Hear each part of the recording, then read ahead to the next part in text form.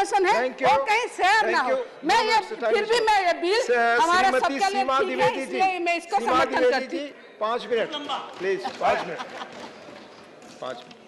माननीय उपसभापति महोदय, जन्म मृत्यु पंजीकरण अधिनियम 1969 को संशोधित करने का प्रस्ताव जो माननीय गृह मंत्री जी लेकर आए हैं, उनका मैं समर्थन करने के लिए खड़ी हूँ। महोदय, लगभग 54 वर्षों के बाद पहली बार संशोधन का प्रस्ताव सदन में देशवासियों की सुविधा को लेकर के लाया गया है। महोदय, ये हमारे लिए बड़े गौरव की बात है। जब जब समय और परिस्थिति के आधार पर बहुत सारी चीज़ें बदलती रहती हैं और महोदय, तमाम प्रकार के सामाजिक परिवर्तन आधुनिक विकास के साथ साथ गति बनाने और नागरिकों को सहूलियत दे, यही इस बिल का मुख्य उद्देश्य है। जन्म मृत्यु को रजिस्ट्रीकृत होने का राज्य स्तरीय एवं केंद्र स्तरीय जब डाटा रहेगा तो जनहित में एवं सामाजिक फायदों को पारदर्शी रूप में देखने को मिलेगा। महोदय, इसके फायदे को कहाँ आसानी से पाया जा सकता है, इसके बारे में मैं आपको कुछ बताना चाहती हूँ।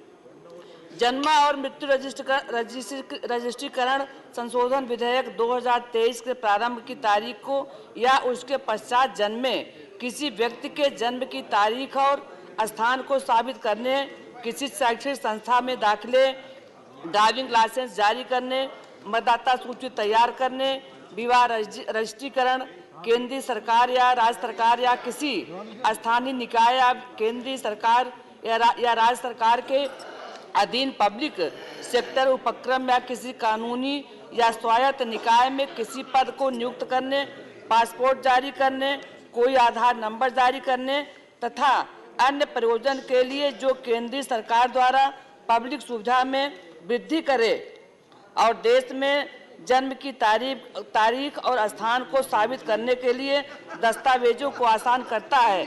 महोदय, बहुत लंबी प्रक्रिया को छोटा करने के लिए इस प्राविधान को लाया गया है। महोदय, पहले क्या होता है, जब बच्चा जन्म लेता था अथवा जब किसी की मृत्यु होती है तो उसका प्रमाण पत्र लेने के लिए बहुत लंबी प्रक्रिया से गुजरना पड़ता है।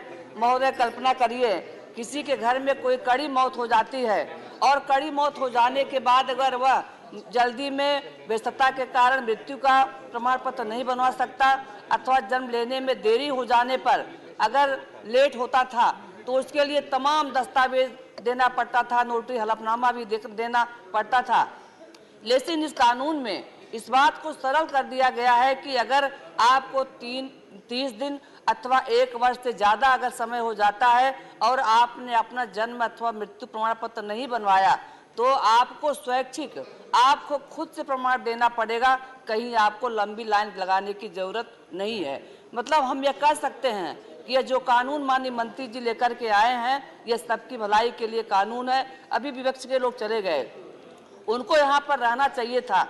महोदय, ब्रिटिश हुकूमत के बाद देश की आज़ादी के बाद से जनता ने सबसे ज़्यादा सेवा करने का अधिकार कांग्रेस को दिया था, लेकिन महोदय मुझे बहुत दुख के साथ कहना पड़ रहा है कि जिस जनता ने कांग्रेस के ऊपर इतना विश्वास किया था, कांग्रेस ने उतना ही उसके साथ। महोदय, यह बिल पहले भी आ सकता था, यह बिल पहले की सरकार के लोगों को भी लाना चाहिए था, लेकिन मैं बधाई देना चाहती हूँ माननीय प्रधानमंत्री मोदी जी को, आदरणीय गृह मंत्री अमित शाह जी को बहुत धन्यवाद देना चाहती हूँ कि वो जनता की अच्छाई के लिए, जनता की भलाई के लिए और जनता को सुख से रहने के लिए उनको कम दौड़ना पड़े, उनको आसानी से उनका काम हो जाए, इसके लिए यह सरकार जो बिल लेकर के आई है, इसमें बिल का समर्थन करती हूँ।